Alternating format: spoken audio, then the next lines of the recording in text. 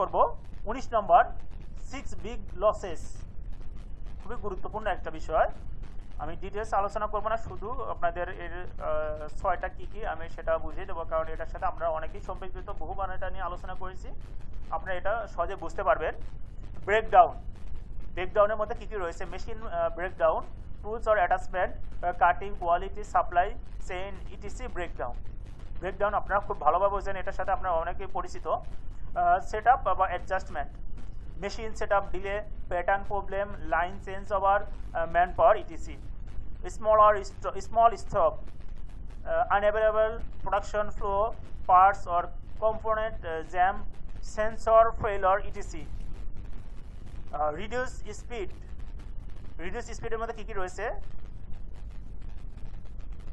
Insufficient manpower, unbalanced line capacity, startup rejection, rework in process defect, no match cutting parts.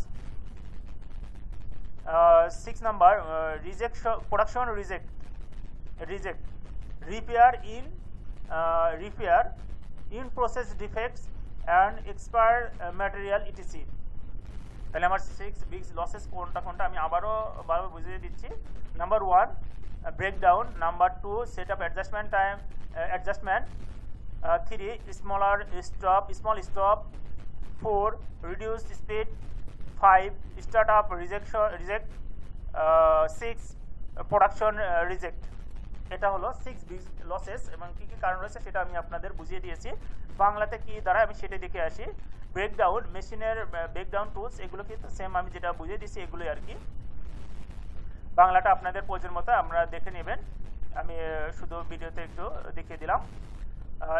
20 নম্বর যেটা ছিল standard work. Standard work is the process of documentation and implementation, the best way to perform work. Standard work is documentation procedure for manufacturing that capture best practice. বিষয়টা আপনারা ভালোভাবে বুঝবেন, including the time to complete each task. It must be living documentation, then is easy to change. বিষয়টা কিন্তু আপনারা ভালোভাবে বুঝবেন, আমি বাংলায় আপনার বোঝার সুবিধার্থে একটু বুঝিয়ে দিচ্ছি। স্ট্যান্ডার্ডাইজ ওয়ার্ক কিন্তু খুবই গুরুত্বপূর্ণ একটা বিষয়। স্ট্যান্ডার্ড ওয়ার্ক হলো কাজ সম্পাদনের সর্বোত্তম উপায়, নথিভুক্ত বাস্তবায়নের প্রক্রিয়া। স্ট্যান্ডার্ডাইজ ওয়ার্ক হলো ম্যানুফ্যাকচারিংয়ের জন্য নথিভুক্ত পদ্ধতি যা সর্বোত্তম অনুশীলনগুলোর ক্যাপচার করে। প্রতিটি কাজ শেষ করার সময় সহ এটি অবশ্যই জীবন্ত ডকুমেন্টেশন হতে হবে এবং যা পরিবর্তন করা সহজ।